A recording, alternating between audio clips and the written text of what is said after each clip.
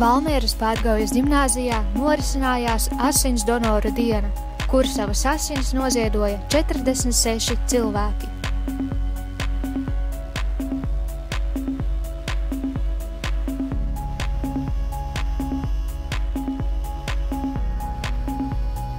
Pagājusī nedēļa Latvijā sākās ar slideniem ceļiem un letāliem ceļu satiksmes negadījumiem. Lai izvairītos no šādām situācijām, no 15. janvāra Sijā Valmieras namsaimnieks atbilstoši gaisa temperatūrai naktīs centrālās ielas un apļus plāno kaisīt profilaktiski, vēl pirms tās ir kļuvušas slidenas. Ziemas priekus gan lielie, gan mazie valmierieši varēja izbaudīt sniega un ledus dienā Vidzemes olimpiskajā centrā.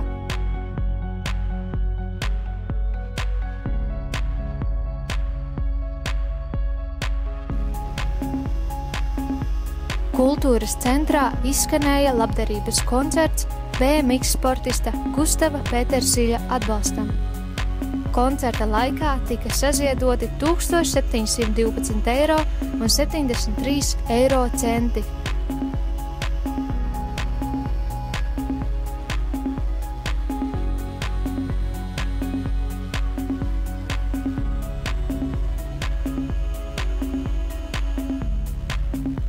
Nedēļas nogali noslēdza Elīnas Gailes klavieru koncerts.